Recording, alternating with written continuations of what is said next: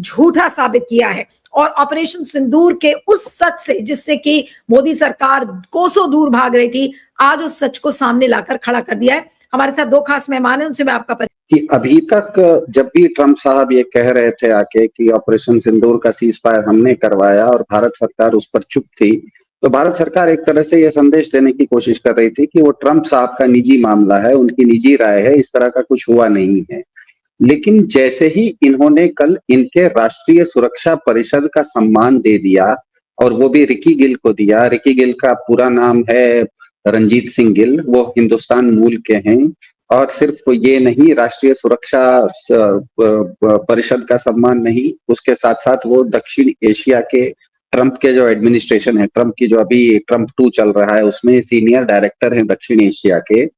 वैसे में एक दक्षिण एशिया के सीनियर डायरेक्टर को, जो हिंदुस्तानी मूल का है, उसको राष्ट्रीय सुरक्षा परिषद का सम्मान देने का ही मतलब है कि अब ये विषय केवल ट्रंप साहब का व्यक्तिगत राय नहीं होके अमेरिकी सरकार का ये एक स्टेटमेंट बन गया है। जैसे ही ये हो जाता है, इसका मतलब है कि अमेरिकी सरकार अब अधिकृत रूप से ये कह रही है कि ऑपरेशन सिंदूर के समय अमेरिकी सरकार बीच में पड़ी थी और इस चीज को उन्होंने सॉल्व किया। अब ये बहुत बड़ी एक भारतीय कूटनीति के लिए, विदेश नीति के लिए दिक्कत आएगी, क्योंकि अभी तक आप ये कह के बच सकते थे कि ट्रंप साहब का व्यक्तिगत मामला है। हमें पता है ट्रंप साहब थोड़े से क्या कहते हैं, मनमानी भी करते रहते हैं, तो कई बार इस चीज को आप औचित्य भी ठहरा सकते हैं कि ट्रंप साहब को तो छोड़िए ना, वो कुछ भी बोल देते हैं।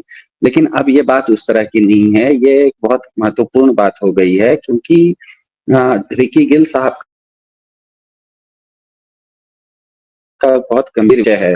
13 फरवरी को जब भारत के राष्ट्र प्रधान जी और अमेरिका के राष्ट्रपति ने व्हाइट हाउस में बैठ के एक ज्वाइंट स्टेटमेंट निकाला था, जिसका नाम कॉम्पैक्ट था।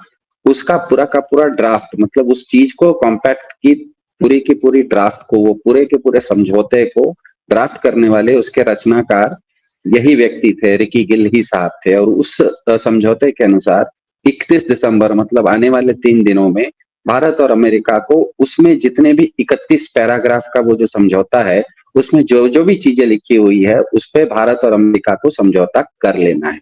तो वो ठीक एन उससे पहले, और हमें पता है कि वो समझौता अभी तक होते हुए नहीं दिख रहा है। टैरिफ का जो इन लोगों का नेगोशिएशन है, वो भी कहीं ना कहीं बीच में अटका हुआ है। तो ट्रंप साहब भारत को एक संदेश दे रहे हैं कि जिस व्यक्ति ने उसको ड्राफ्ट किया था, उस पर आपका सिग्नेचर भी है, वाशिंगटन में आके आपने सिग्नेचर किया, उसी व्यक्ति को मैं आगे कर रहा हूं, उसको सम्मान दे रहा हूं। इसका मतलब है कि भारत सरकार को यह संदेश है कि अगले 3 दिनों में जो आपने समझौता पर हस्ताक्षर किया था, उसको पूरा भी कीजिए।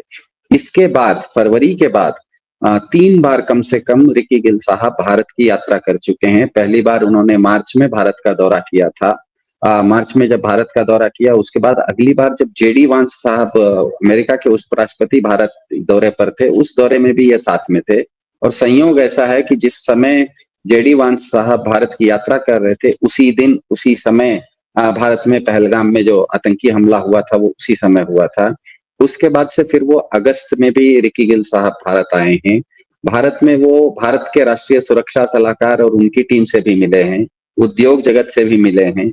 ये सब मिलने का कारण ये था कि जो 13 फरवरी को भारत और अमेरिका के बीच में समझौता हुआ, उसके पैरा नंबर 15 में एक ट्रस्ट नाम का एक क्या कहते हैं, एक समझौता है। एक समझौते के अंदर एक समझौता है, ट्रस्ट। हमें पता है कि हमारे भारत के प्रधान जी हर चीज को छोटा मोटा, मतलब वो एक्रोनिम्स बनाते रहते हैं, मुख्य मुख्य अक्षर स्ट्रेंथ बोल देते हैं, बेटी बचाओ का नारा दे देते हैं। तो इस तरह का जो ट्रस्ट नाम की जो एक क्या कहते हैं, दोनों के बीच में समझौता हुआ था पैरा नंबर 15 में, उसमें भारत और अमेरिका के बीच में डिफेंस एंड क्रिटिकल मिनरल्स की चर्चा थी। क्रिटिकल मिनरल्स मतलब लिथियम जैसा खनिज, जो कि दुनिया में बहुत कम पाया जाता है, भारत के जम्मू कश्मीर के रियासी में जिले में पाया जाता है काफी बड़ी संख्या में। तो इन सब चीजों को देखते हुए, और टैरिफ का जो ये भारत और अमेरिका के बीच में काफी जद्दोजहद चल रही है टैरिफ के बीच में, उसमें भी रिकी गिल साहब का बहुत बड़ा योगदान है। तो इसका मतलब ये है कि ट्रंप साहब की टीम जब भी भारत सरकार की टीम के साथ बात करती है, एक तो भारत सरकार, एक तो भारत के प्रधानमंत्री और 2 देशों के राष्ट्रपति और उपराष्ट्रपति या प्रधानमंत्री मिलते हैं, तो वो अलग बात है। लेकिन पीठ पीछे जो बातें होती रहती हैं, इसका मतलब है रिकी गिल साहब, वो जो पीठ पीछे बातें होती है, बैकएंड में जो मेन टीम है, वो मेन टीम के वो कैप्टन है। एक तरह से आप ये समझ सकते हैं कि ट्रंप साहब कोच हैं, लेकिन उस टीम के कैप्टन रिकी गिल साहब हैं। वो आज तक पर्दे के पीछे थे। उनको आगे करके आज अमेरिका 2 संदेश दे रहा है भारत को कि एक तो आप अगर रिकी गिल साहब को जो हमने रिकी गिल साहब की रिकी गिल को जो उन्होंने खुद साउथ एशिया का डायरेक्टर बनाया हुआ है, राष्ट्रीय सुरक्षा परिषद का सदस्य बनाया हुआ है, कॉम्पैक्ट नाम की संधि अमेरिका और भारत के बीच में जो प्रधान जी के बीच में हुई उसका ड्राफ्ट उन्होंने किया है, वो खुद हिंदुस्तानी मूल के हैं। उनको जब ऑपरेशन सिंदूर जैसे चीज में रुकवाने का, उसको सीज फायर करवाने का जब श्रेय सिर्फ जबानी जमा खर्च अब ट्रंप साहब नहीं दे रहे हैं, वो एक सम्मान के रूप में अधिकृत रूप से आ गया है। तो मेरे ख्याल से भारत की कूटनीति के लिए, भारत की विदेश नीति के लिए इस चीज को हैंडल करना थोड़ा जटिल हो जाएगा। सिर्फ ऑपरेशन सिंदूर तक ये सीमित नहीं रहेगा। उसके अलावा जो 13 फरवरी को भारत और अमेरिका के बीच में संधि हुई है, जो कि अधर में लटकी हुई है, और उस संधि के अनुसार 31 दिसंबर को उसकी मियाद पूरी होनी है। मुझे थोड़ा सा ये शंका है कि हो सकता है कि जनवरी के पहले हफ्ते में ट्रंप साहब का कोई और ज्यादा उग्र या गुस्सैल रूप हमें देखने को मिल सकता है, अगर अगले 3 दिन में ये जो संधि है ये पूरी नहीं होती है। मेरे ख्याल से वो बहुत स्पष्ट संदेश दे रहे हैं। लेकिन प्रोफेसर पाशा, अब रिकी गिल के इस अवार्ड ने तो एक तरीके से मोदी जी की छवि को बिल्कुल तार तार कर दिया है, और जो भी अभी तक हमारा विदेश मंत्रालय ऑपरेशन सिंदूर के बारे में कह रहा था वो तो एक तरीके से झूठ साबित हुआ। और अगर अवार्ड मिल रहा है रिकी गिल को इस बात का कि उन्होंने सक्सेसफुली और बहुत सफलतापूर्वक भारत और पाकिस्तान के बीच में नेगोशिएशंस कराए हैं, तो पॉलिटिकली हमसे खरीदोगे और तुम्हारा जो लिथियम है वो हम ही को बेचोगे, और ये सब तुम अगर नहीं करोगे 31 दिसंबर से पहले तो हम शिकंजा कसते चले जाएंगे, तब तक कसते चले जाएंगे जब तक तुम मानोगे नहीं। तो एक ऐसी स्थिति में इन्होंने ले आया है कि अमेरिका के साथ, तो क्योंकि देखिए ऑपरेशन सिंदूर जो होना था वो हो चुका है। ऑपरेशन सिंदूर के बारे में, ऑपरेशन सिंदूर जितने दिन होना था वो हो चुका है, लेकिन उसके बाद इतना लंबा उसको खींचना, एक फिल्म जो खत्म हो चुकी है, जिसमें फुल स्टॉप लग गया है, किताब जो खत्म हो चुकी है, उसके नए नए चैप्टर्स, एक तरह से नेटफ्लिक्स पे जो सीरीज चलती है ना, एपिसोड सीजन बाय सीजन, एक नया सीजन इन्होंने हर बार एक जो नया सीजन खोलते हैं, इसके चलते एक जो विषय खत्म हो चुका है वो विषय खत्म अब नहीं हो रहा है, बार बार उनके गले में वो शिकंजा कसते जा रहा है। इसके चलते अमेरिका के साथ क्या होगा ये तो अपनी जगह पर है। इस पूरे प्रकरण से दुनिया भर में भारत को कमजोर माना जाने लगेगा। मालदीव्स भी आपके सेना को या आपकी जो तंत्र है उसको अपने यहाँ से भगाएगा।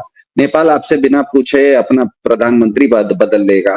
तो ऐसी स्थिति में आने के लिए मेरे ख्याल से इसकी जिम्मेदारी यही है कि ट्रंप साहब जब दूसरी बार राष्ट्रपति बने थे तो हमारे वाले को बहुत जल्दी पड़ गई कि हम जल्दी जाएं और उनसे मिलें। उस जल्दीबाजी में उन्होंने कुछ ऐसे कागजों पर दस्तखत कर दिए हैं जिसको कि व्हाइट हाउस ने अब सार्वजनिक कर दिया है। वो व्हाइट हाउस के सार्वजनिक दस्तावेज है, कोई भी वेबसाइट पर देख सकता है। आपने जब अमेरिका से मान लिया कि बत्तख का मांस भी आप अमेरिका से लेंगे, मवेशी का चारा भी आप अमेरिका से लेंगे, रूस से सस्ता तेल नहीं लेंगे, बगल के खाड़ी से सस्ता तेल नहीं लेंगे, 7 समुंदर पार अमेरिका से महंगा तेल लेंगे, तो ये सब चीज जब आपने दस्तखत कर दी थी, उसके बाद आप जब पीछे हटेंगे तो उस समय जो जो व्यक्ति उसमें था अंदर खाने की, ये सब कुछ भी हुआ है तो अंदर खाने में बहुत लोगों ने काम किया है। एक तरह से ट्रंप साहब, जो पाशा साहब ने कहा कि इन्होंने एक बार कहा भी था कि मैं किसी का कैरियर बना भी सकता हूँ, बिगाड़ भी सकता हूँ, उन्होंने एक बार कहीं किसी को धमकी भी दी थी हमारे वाले को। तो वो कहीं ना कहीं अंदर खाने के रिकी गिल साहब कल तक कौन थे किसी को पता नहीं था, मतलब वो काम तो कर रहे थे लेकिन सार्वजनिक रूप से उनका नाम नहीं होता था। वो एक तरह से पीठ पीछे काम करते थे, एक व्यक्ति का एक रीढ़ का हड्डी होता है उस तरह से, मतलब बहुत गंभीर व्यक्ति थे। उनको सार्वजनिक रूप से उनको क्रेडिट देके मेरे ख्याल से ट्रंप साहब बोल रहे हैं कि अंदर खाने में और भी वो जो बहुत सारी बातें हुई हैं, कहीं आने वाले समय में 31 दिसंबर से पहले आपको जो हमसे आपने जो समझौता किया था उसको आप मानेंगे नहीं, उस चीज को आप लागू नहीं करेंगे, तो अंदर खाने में और भी काफी सारे की चीजें हैं जो हमें पता है, आप और हम मिलके जो बैठक के बात किए थे वो सब हम धीरे धीरे निकालेंगे। तो मेरे ख्याल से आने वाले समय में जनवरी का पहला हफ्ता, अक्सर अमेरिका में 5 या 6 जनवरी तक अमेरिका में क्रिसमस और न्यू ईयर का एक जो छुट्टियों का माहौल होता है वो करीब करीब जनवरी के पहले हफ्ते तक चलता है। तो जनवरी के पहले हफ्ते के बाद मुझे लगता है कि ट्रंप साहब का एक नया रूप, कहीं ना कहीं थोड़ा बहुत गुस्सा, थोड़ा बहुत चिढ़, थोड़ी बहुत कोई एक नया शगुफा वो भारत के ऊपर छोड़ेंगे, तो मुझे आश्चर्य नहीं होगा, क्योंकि अब ये जो इन्होंने व्हाइट हाउस में जाके जो दस्तखत किए थे जिन जिन चीजों पर, वो 31 दिसंबर से पहले, अपने मियाद से पहले पूरी होते हुए मुझे नहीं दिख रहा है। और नहीं होगा तो ट्रंप साहब अपने तरीके से उस चीज पर, हमें पता है ट्रंप साहब के मन की बात जब नहीं होती है तो वो काफी बिफरते हैं, काफी उनके अंदर काफी चिढ़ आती है, काफी गुस्सा आता है।